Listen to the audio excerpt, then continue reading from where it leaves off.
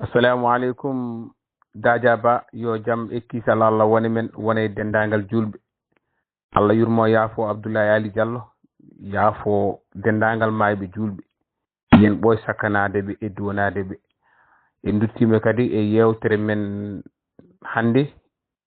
wiitende jambrebe men de Amadou Oumar Dia wadini jambrebe Fouta e dendangal jambrebe machine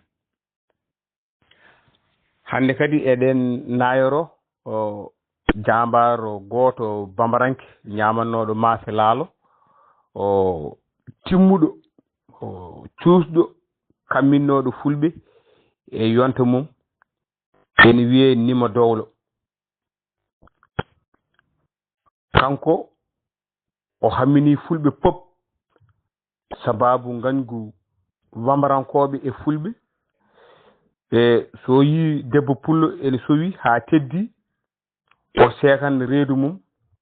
o gawta o wiya yo bambarankoɓe ɓe ngar ƴeewa no ɓiɗɗo pullo lelorto e reedu yummum ɗum yaaji hay goto suusa hay dikkade mo hay goto suusa wiidemo yo accu golle ɗe waɗata ɗe nde wonnoon ko kanko tan yonta e on saha bawɗo wadde e fulɓe kene wela ɗumen wonta jam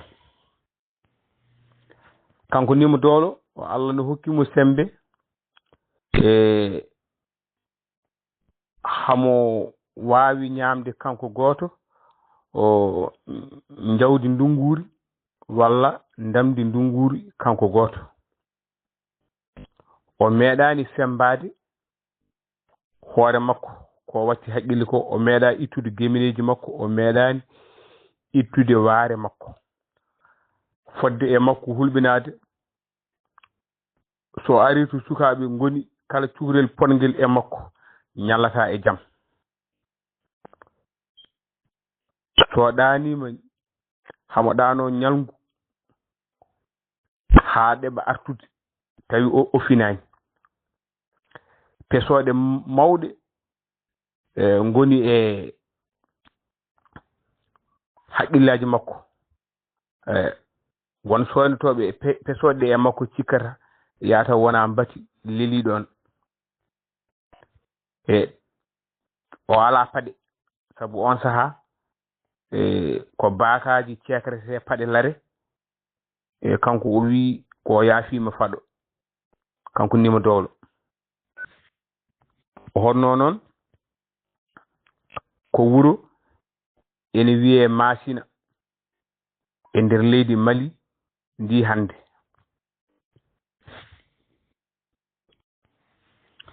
suka goto jibinama e nder Masina ko joɗɗo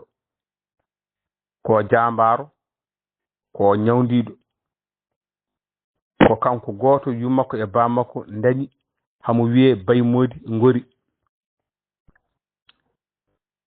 e on saha debbo goto pullo nene jibina e Masina hay gorko goto suusa futtindemo gite daramo ha gite mabɓe labde nayyi fodde makko yodde o heeɓi sifaji jeenayyi e debbo sifiteɗi hamo juuti tati hamo sewi tati hamo ɓuttiɗi tati so debbo heeɓi ɗiɗo sifaji jeenayyi e jonda mum ardi hamo juuti tati ko hamo juuti sukundu hamo juuti peɗeli juuɗe hamo juuti dande ɗo woni hamo juuti tati hamo sewi tati ko hamo sewi peɗeli hamo sewi sukundu hamo sewi koyngal debbo fayidatake e koyngal joom galle mum hamo ɓuttiɗi tati hamo ɓuttiɗi yitere hamo ɓuttiɗi rotere hamo ɓuttiɗi korlal ɗeɗo jeenayyi so potti e debbo ko ɗon woni debbo on jondam mum ardi. Debbo wiyete ko Yayuma Sogol. Kanko Yayuma Sogol o jibinama o heɓi duuɓi 18 wona o heɓi duuɓi natirde dewgal. O wi kanko o seeni Allah e nelaɗo mum hay gorko goto resatamo e aduna so wona bawɗo ittude mette bamaranko o waɗata e fulɓe ɓe. So heɓani on gorko bawɗo ittude mette ɗe o resata ko ni o mayras hay pullo goto yiita buhal makko. ɗum woni gagga. Baymodi Ngori ko jontaɗo ene jogui bambaɗo mum ene wiye Jaaƴe Bambaɗo. Baymodi Ngori fini subaka o noddi yummakko o wi nene min de hanki ari e haqqillam mboɗo ƴamoya Yayuma Sogol. Yummakko hiwti wone wayti wi bayam hafto ngubba ko an goto min jogui min e bamma. Hafto ngubba ko an goto min ji. Hafto ngubba gite amen nga ala to pawi sona e ma. Bayi wimo ko woni nene o wi mate a nanani ko woni e ƴamal Yayuma Sogol. Ko kaldaten ɗo ko so nimo dole tini wallahi o helan wuro ngo o hela cuuɗi ɗi o nirke en ha gonten donti. O deƴƴi kanko Baymodi Ngori. Kanko Baymodi Ngori o fini o noddi bamakko o wi baba mboɗo ƴamoya Yayuma Sogol. Babiraɗo wi bayam ƴamal Yayuma Sogol de ko kasara bonɗo. Ƴamal Yayuma Sogol ko boomare. Anani ko Baymodi Ngori haali ko. Yayuma Sogol wi resata ɗum so wona gittude mette Baymodi Ngori te Baymodi Ngori wawi Fuuta, wawi Masina, wawi Tila, wawi ta Tila, wawi Jalma, wawi Woyma. O ƴeewowo no ɓiɗɗo pullo lerto e nder reedu yummum bayam. Ƴamal Yayuma Sogol de ko boomare wonanten. O wi baba o wi mi felliti kadi mi hunima ɗo rabbana mi ƴamoyen Yayuma Sogol te mi ittan mette Baymodi Ngori mi ittan mette nimo dolo waɗata e fulɓe ɗe. O wi bayam o wi nam. O wi yo Allah hokke nasuru, yo Allah hokke mbawka. Mi halfinima Allah ya ƴamoy Yayuma. Kanko bamum Baymodi Ngori o wini Bay. Bay fini noddi batu wuro ngo fof denti. O wi mi felliti mboɗo ƴamoya Yayuma Sogol.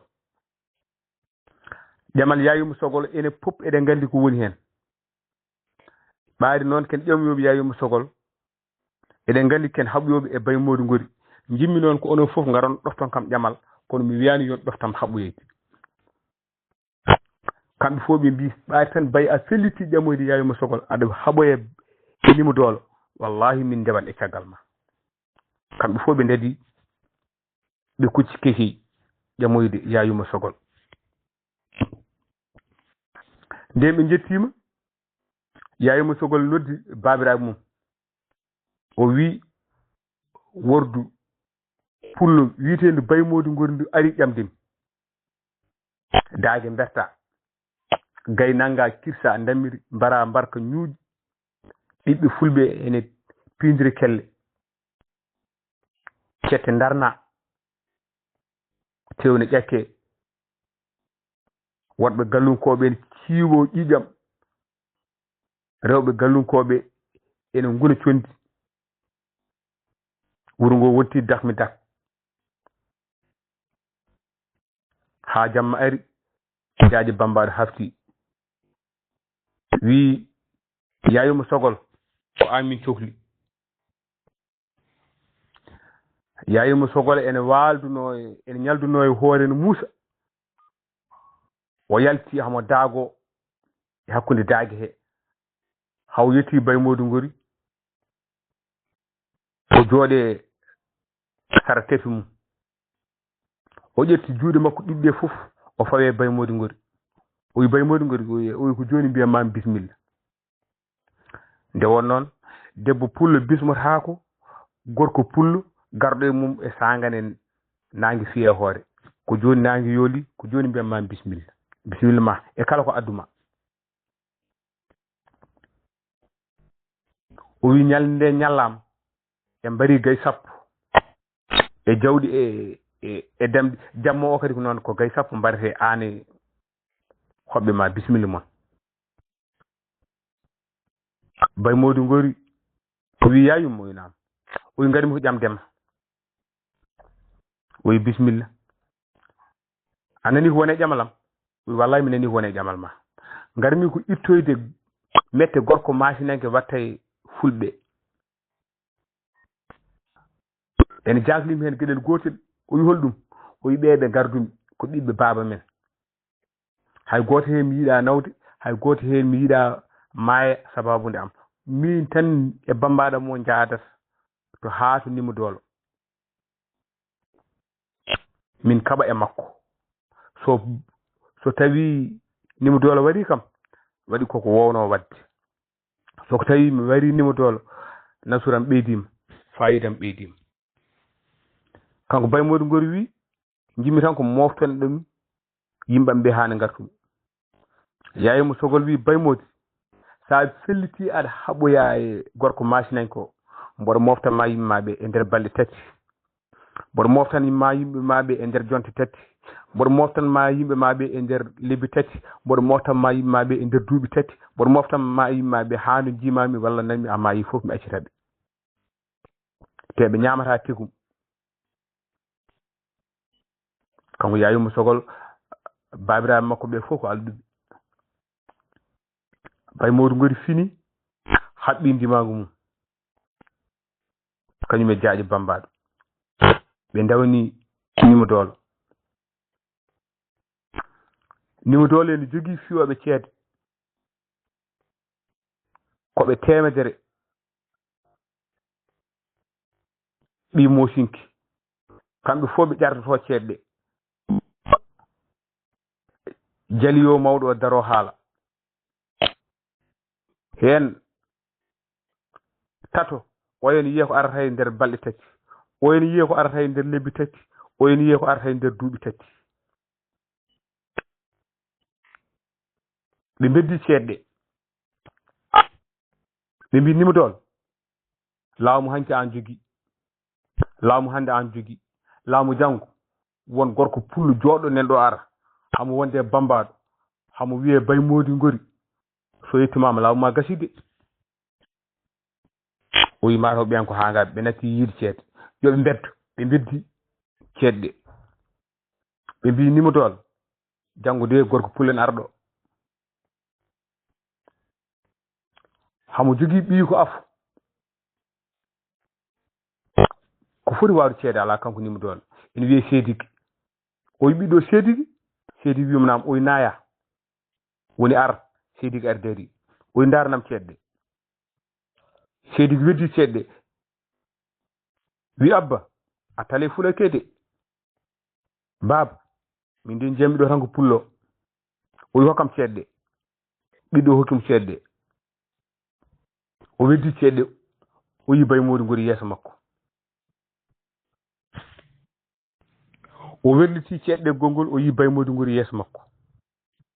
o welliti o yi Bay Modou Ngori yeeso makko o yi aha pullo ne ara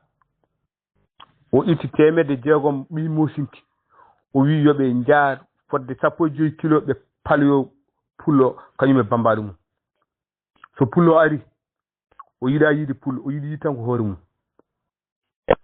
ɓi pullo wawa jibinde guittowo ɗeɗo mette ɗe watta e fulɓe ɓen kaɓɓi jeehi Bay Modou Ngori ne ngara nangene heeɓe hoore tel haaɓe coyni ma won hedde 160 neɗɗo ene waɗi jingali kamɓe fof haaɓe ndari silmuji e baaɗi e fitelaji ene ɗelka birom bambaɗo wimo pullo e paati jangriggel joroji guija dogani kulɓinaɓe ɓeydi ɓallade ñammin tunani wasi rokkani haalata ko waɗata hokkata ko nafata fenata fendata an kam a yi ko coynimi ko o wi koni o yayi ɓe wambatankoɓe mbayi hewde ko woni pul ara koten mbiya a yiyani bamarañ ko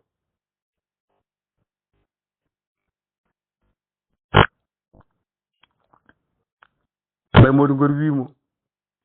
jaaji bambado ina il faut to hoduma ndu ha ngera pena kam saygalay min wona bamran ko be njiya mi jemi ko deppullo yayi mu sogol miiji ton o faut hodundu o wi pulaje jaga liggel joroji gida dogani hulbina beedi ballade nyamin tunani wasiro kani senata sembata halta ko wadata hokata ko nafata kon pularan dutden bamran ko den kewi be ngari habe jetti bamran ko be o salmini kanko bay modi ngori be salmitima o wiibe holto nimo dole woni mon be bi nimo dole ala do o wi to woni be bi hamu wuro be o wi goto mon yo ya wi nimo dole mi bay modi ngori mi ari kala metti de wadano fulbe hande bod itta so mi yimo mami warmo ittata Allah ittata gito ala haado masinankobe kaaji mbi e fulke balawa be nyibe makko tonti be nyibe makko tonti ha condi mabbe huuti be nani bambaadon wiyamo kulbina hulani gija beedi ballade nyamin tunani wasiro kani halta ko wadata hokata ko nafata nde wolde de ma halti nyalom janko o loye mabbe condi o dañ sappo e joyo be looti be ngirimu condi habe natti yidam min dertinen tawan fulake mayi be nani bambaado wiyamo jagan kaari liggel joroji gija dogani kulbina beedi ballade fenata sembata halta ko wadata hokata ko nafata mi jarte yayumo sogol ko non be betiri ha Allah sara o ware mabbe temetato e capantato e yimbe tato ko heddi ko doggi o rewe mabbe kanko e bambaado habinati wuro be jetti galle nimo dole o wi o natirta gallo dole woto ganji ton rewbe sukaabe yo nimo dole yaltu nimo dole yalti dadi o wi bido sedigi mum o naya sedigar dari o pulo ari sedigi mum atale fulo kay pulo ari kay o alhamdulillah rabbil alamin balle kam yaltin kabirde be jantin kabirde hamu jogi jullare wortere kanko nimo dole fodde makko timmuti somo fella ko mo baggo jullare he o bagge jullare he o pullo wi bay modu ngor yumunam oy jam kam nyallane ma sabu a gayni wamarankobe hande adu suusi felluma ferlamo bay modu ngori wi mbod suusi kanko nimo dolo o loy ferelo ko mudi jeddi nawar tonti o wadi hen morle de ko lahal ha he morle o lowat hen o bagge julare o tobi bay modu ngori kuride fof nyappe makko tontu makko ni fof cumi ha heddi ha laaji ha heddi tuba be nyippi ko sedigi nam o pulon dari do sedigi wallahi ba pulo nendo dari tonti tan cumi makko ni do wi Allahu akbar o bay modu ngori pul nam o mi nyaagi wor fiyam bodo nyaagi ma wor soppam bodo nyaagor ma wor fellam bodo nyaagor ma wor yuwam gabal bodo ya nyaagor ma wor timpomi dengere bodo nyaagor ma sabu Allah ar habam nawa ko an Allah hokki ay o fitin mi medani fellude mum hebani jijam duubi sappo jeedidi kalko bello fulbe wadi min wayi tila wayi ta tila min wayi jalma wawi woymanaɓe min wawi kekey min wawi masina min wawi bogo dollo somi yii debbo pullo so wi mi nangat ɗum mi cheikh reedu mum mi wiya mboɗo ƴeewon ɓinguel pullo leldoto e nder reedu mum kowoni pullo ɗe metti duuɓi 17 fof hande ko sabu fitandu oɗo debbo biyeteɗo yayimo sogol itti bay moɗo godi telle puccu mum faye makko haɓɓiɗum ɓoggel ɓokko ɓoggi kawirteɗi ɓokko wona ɓokki haw wayno muccori jaaɓe haɓɓirte ni regginimo ɓe paasi keke ɓe mbaaliyade taw hiiri ha jamma jengi bay moɗo ngir wi bamaranka winama o joni mi haɓɓi mama hokkuma firlammo mbaala rendimi mboɗɗano mbo tampi nde bay moɗo ngori wimo noon tan kanko nima dolo hiwti o woyi o wi gorko pullo noon nanirɗa indam ni no mbawirmi hare ni no ñawdorimi ni no mbawirmi fetel ni aɗa ari habdeyama Allah ne hokkuma changé aɗa fooli joni jamma jengi mbiya aɗa yiɗɗa nade kaɓɓita kam lowa firel ma hayew mi tima e ma mi renma aɗa jogui nden hoolare wiya bay moɗo gori kanko nima dolo woyi o wi an garduɗa ko duwaw yuma e bamma wallahi mi jamfotakoma hay soko mbubu rewi hakkude men mi fellat mami reene ha Allah weeta ɓe mbaldi noon ha Allah weeti ɓe pini subaka o haɓɓinima dol o reggini ɗum ɓe payi kekey ɓe paandi kekey rewɓe e worɓe mbaɗi coow ngabbiɓe goto aran tan mucca nima dolo o yara fiyamo hello bay moɗo ngor wi bandiraɓe gacce ko mbatton ko neɗɗo hoynta neɗɗo ɓe ngari ha nder galle yayuma sogolen nima dolen jooɗi yimɓe ne kuufi ɗum kanko bay moɗo ngori o wi yayuma winama o wi mette bamaranke waɗano e fulɓe de Allah ñawdi hande hammoni dewgal mabɓe haɓɓa ha tiiɗi ɓe leli bay moɗo ngori nawi yayuma sogol dambuyi ko ni fulɓe guittirano mette